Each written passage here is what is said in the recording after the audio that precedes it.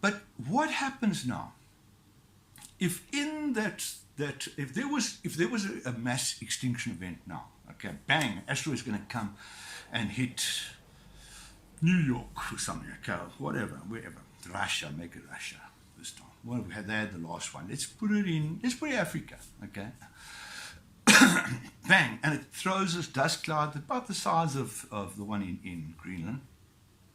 So it melts water, it won't ice sheet, but it'll cause incredible damage if it hits rock and not hits ice sheet. But anyway, let's assume it's about the same damage. So it sets up an ice sheet, the sun cannot penetrate, goes into an ice age, temperature drops, civilization would die. Okay, we would all croak, okay? We would turn, cities can exist for about 5 days without food and water, and then it implodes and starts destroying itself. So all of the people in the cities would kill each other, or die, or become scavengers. The oaks in the deserts, Namibia, are like, hey man, what was that in the sky, man? Should we go and catch another little springbok? They won't bother. They are used to surviving. That's how they survive. They will survive, and they will flourish. And one other little factor there. All the little well-connected presidents and politicians and religious leaders and business leaders, they will know. They would have seen this thing coming. Okay, boom, they would microphone. Would they have told the world, ladies and gentlemen, just let you know that this time tomorrow you're all going to be dead. I suggest you say goodbye to your kids. No. They won't. They'll shut the fuck up, won't they? They're going to shut up, and they're going to take themselves and they go to Elon Musk's little rocket, and they're going to boom up into space or wherever. They'll go to that ark where they've got all the seas or something, but they'll hide away, they'll escape, and they'll survive. And say hypothetically they have to stay away for 500 years or something, a couple of generations or something to survive, or find a place because they've got the technology to find the places where they could all over the earth, quite honestly, and fabricated air conditioning, the whole thing. So they survive, and eventually they come up, and all of the rest of the people are hunter-gatherers. But now they've got to put a workforce together, right?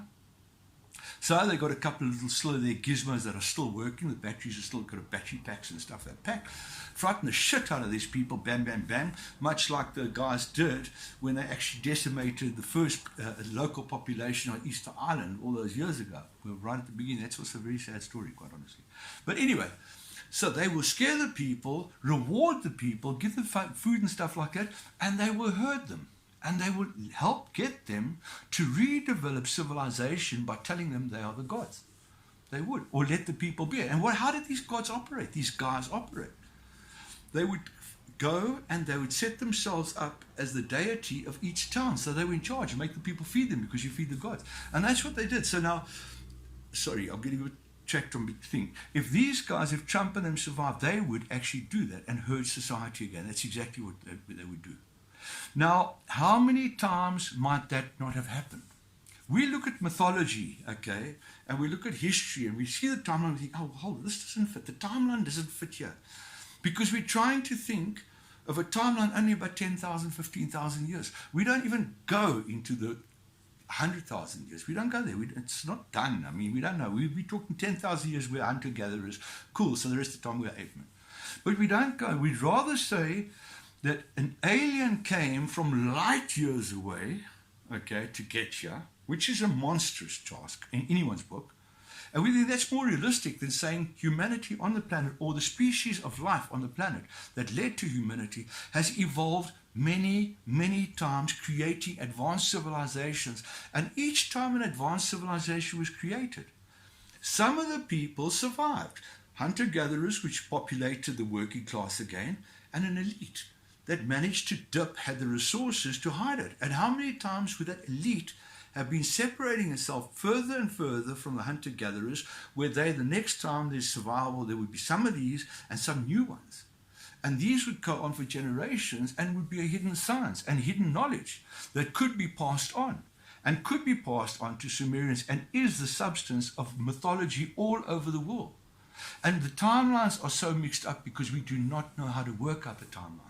We do carbon dating, we do the dating which cannot be done on stone or metals. We say, oh, well, hold it, if there were ancient technologies, why don't we see any signs of it now? We'd find the artifacts. Man, if our world was destroyed in that way, okay, the first thing we'd do is these guys will trumpet in the guard that come out, reheard these guys, and the first thing they do is recycle. Everything would start getting recycled, especially since they wouldn't have the factories to produce the parts, to replace the parts in all of their technology. And slowly, over the years, if they do not have the technology to build the things to make the resources, they will become talked about, but they won't be known. And they will fall into mythology. And we'll talk about these technologies, and all of those pieces that have been used and reused and recycled will eventually fall apart completely, and you will not find a sign of the ancient civilizations.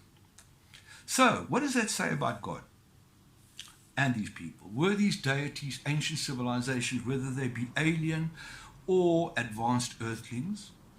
Were they gods? No, of course not. They could have been deities. They had skills. They might even had special skills. They might have had telepathy and all kinds of things, because we don't use the whole of our brain. But they cannot be confused when people say, oh, no, there's not God, because they came from another planet.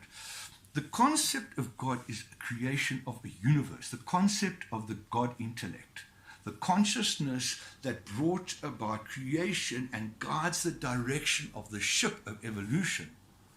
That is the consciousness of creation. And that is the question. All these little side trips and these side shows aren't gods. They're little deities, and they've got Superman capes, and they do their things, and they've got great abs and stuff like that. But they're not gods, and they should not be confused with gods, and they should not be used to confuse our history. They're great stories. They have. I mean, let's face it.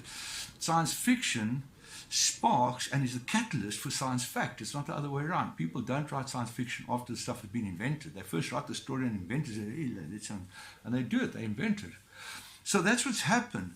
But the fact of the creator that has taken the ability to take everything that exists, and that was a conscious process of energy, matter, and mind that brought it about and continues to direct it and give substance and credence to the actual meaning of